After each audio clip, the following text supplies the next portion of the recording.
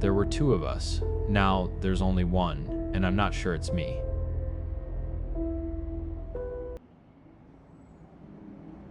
I think I murdered myself 2 nights ago. Or he murdered me. I'm not sure which one of us is left, but I'm the one who has to get up and make coffee, and my hands won't stop shaking. It started at Reeves' place. He and Mayal live in a converted textile mill downtown, all exposed brick and windows, so big you feel like the whole city is watching you sleep. The air always smells like dust and old machinery, and Mayal burns sticks of sandalwood to cover it up, which just makes the whole place smell like a haunted head shop. My girlfriend Zella was there. The 4 of us were on the floor, picking at a greasy pizza and playing a card game with rules none of us really remembered. It was quiet outside. Not peaceful quiet. It was the dead quiet of a Tuesday night in a city that's already gone to bed, where the only sound is the hum of the building's ancient wiring. That's when the knock came. Not a timid rap or a frantic banging. 3 solid thuds on the heavy steel door. Deliberate. Patient. Reeve looked up from his cards, a slice of pepperoni halfway to his mouth. You expecting someone? Mayal shook her head, pulling a blanket tighter around her shoulders. But I knew, somehow. Before anyone else said a word, I felt it in my gut like a dropped stone. That knock was for me. It came again. Thud, thud, thud. Same rhythm, like a heartbeat. I'll get it, Zella said, already moving. She's always been the brave one. Don't, I said, the word catching in my throat. But she was already at the door, peering through the peephole. She went still, completely, unnaturally still. Zella? Reeve asked, his voice tight. She didn't answer. She just fumbled with the deadbolt and pulled the door open a few inches. Cold night air rushed in, carrying the smell of wet pavement. Then she stumbled back, her hand flying to her mouth. I was on my feet before I even realized I was moving. Reeve and Mal were right behind me. We crowded into the small entryway and I saw him. The man on the doorstep was me. It wasn't a resemblance, it was a fucking carbon copy. Same worn leather jacket, same stupid haircut I'd been meaning to change for weeks. The dark circles under his eyes were identical to the ones I saw in the mirror every morning. He even had the small faded scar above his left eyebrow from when I'd fallen off my bike as a kid. He looked past Zella, past Reeve, and his eyes locked onto mine. A slow, easy smile spread across his face. My face. Hey, he said, and the voice was a perfect echo of my own. You forgot something. He held up a hand. Dangling from his index finger was my keychain, the silver one with the little astronaut my dad gave me. My hand flew to my pocket. It was empty. My mind short-circuited. I couldn't find an explanation. A twin I never knew, a prank so elaborate it defied logic. Reeve let out a low growl. Who the hell are you? The man outside just kept looking at me, that calm smile never wavering. Tell him, Corbin, it's getting cold out here. I didn't think, I just reacted. I lunged forward, grabbed the edge of the heavy door, and slammed it shut. The sound was like a gunshot in the silent apartment. The lock clicked into place with a sound that felt horribly final. Corbin, what the fuck? Zella gasped, her face pale. That wasn't, it can't be, Mael whispered, backing away from the door. Did you see him? I said, my voice ragged. Did you fucking see him? Reeve was already at the window, pulling the curtain aside just a crack. He's still there. He's just standing there. Then the knocking started again, slower this time, more patient. Like he knew he had all the time in the world. Reeve grabbed his phone. I'm calling the cops. He spoke to the dispatcher in a low, urgent voice while the rest of us just stood there, listening to the steady thud, thud, thud, thud from the other side of the door. It was the only sound in the universe. The police took 15 minutes. When they finally arrived, the hallway was empty. There was no one there. They swept the area with their flashlights, checked the stairwells, and found nothing. One of them, a cop with a tired face and a thick mustache, asked if we'd been drinking. I told him no. He looked at me for a long moment, his eyes lingering on my face. You got a brother? He asked.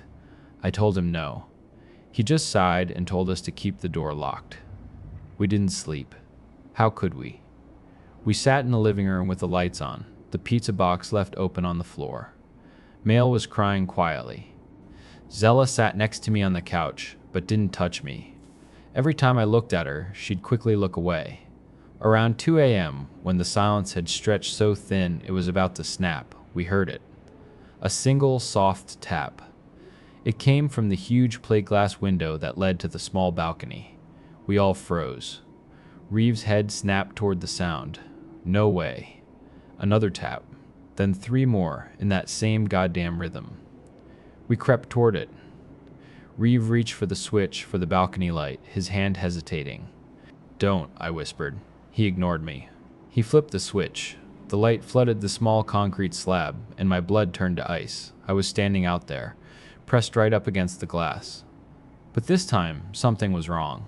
His smile was wider, stretched tight, pulling at the corners of his mouth. It wasn't a happy smile. It was the rictus grin of a skull. He slowly raised a hand and pressed the palm flat against the glass. I was about to turn away, to tell Reeve to shut the light, when I saw it. On our side of the window, directly opposite his hand, a patch of condensation bloomed against the glass. A perfect ghostly handprint forming on the inside. It was cold. So fucking cold. He leaned in close, his breath fogging the glass from his side.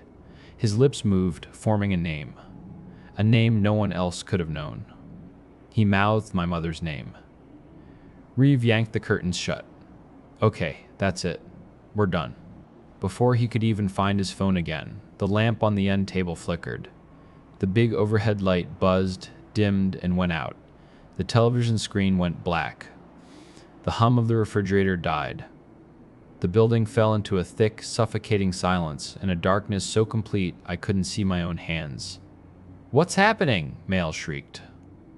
A sound came from outside, the scrape of something heavy dragging across the brick wall beside the window. "Basement," Reeves said, his voice a strained whisper. "The breaker box for the whole floor is down there." He fumbled for his phone, turning on the flashlight. The narrow beam cut a nervous path through the dark. I didn't want to leave the girls, but I didn't want to stay put either. Standing still felt like waiting to die. I followed him into the pitch-black hallway. The basement stairs were steep and concrete. The air grew colder with every step, thick with the smell of damp earth and rust. Reeve found the panel box on the far wall. He shone the light on it. Every single switch was already in the ON position. "That's not possible," he breathed. "The power's on. It has to be a crash," from upstairs shook the whole building. It wasn't just loud, it was violent. The sound of splintering wood and shattering glass. We didn't need to say anything. We scrambled back up the stairs, taking them 2 at a time, bursting back into the apartment. The balcony door was wide open, swinging gently in the breeze. A chair was overturned. Shards of glass littered the floor. He was inside.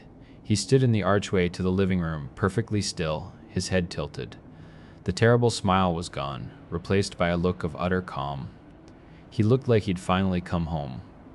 Reeve grabbed a heavy iron floor lamp, ripping the plug from the wall. He held the base of it like a club. "Get the fuck out," he screamed, his voice cracking. The thing the other me turned its head slowly.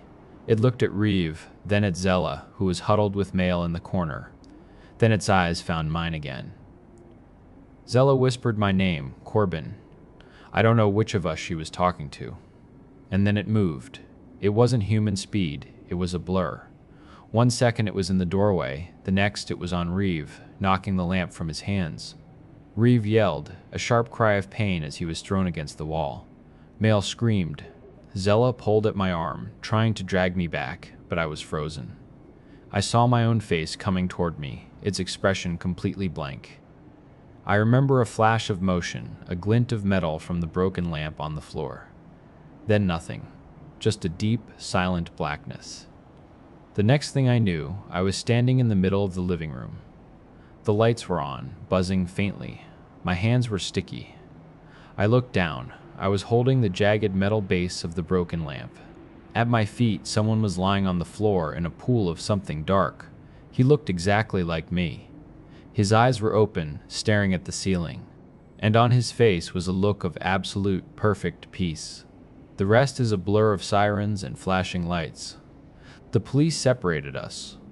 A detective with weary eyes kept asking me the same questions over and over. Who was he? Where did he come from? Why did he have your face?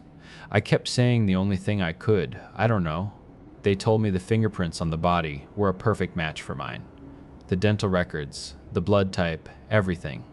It was me, lying dead on my friend's floor. Zella won't look at me anymore. I tried to talk to her at the station, but she just stared at my hands and started to cry.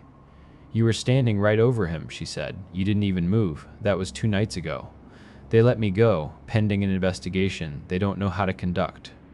How do you investigate a man who was murdered by himself? I'm back in my own apartment, but it doesn't feel like mine. I feel like a ghost here. I keep finding things that are slightly off. A book on my nightstand is open to a chapter I haven't read. There's a small chip in my favorite coffee mug that wasn't there before. When I look in the mirror, my reflection seems to hesitate for a split second before it mimics my movements. This morning, I found something tucked into a hidden pocket of my wallet. It's a small, folded photograph, worn at the creases. It's a picture of me as a little boy, maybe 7 or 8 years old, standing between a man and a woman I have never seen in my life. We're all smiling. We look happy. The police report said they found the exact same photograph in the dead man's wallet. I keep thinking about the way he looked at me, the way he mouthed my mother's name. He wasn't trying to replace me. He was trying to give me something, or maybe he was just tired of running. I don't know who died in that apartment 2 nights ago. But sometimes, when it's quiet, I can still feel the cold spot on the glass where his hand was, and I wonder if he finally made it home. And I wonder where the fuck that leaves me.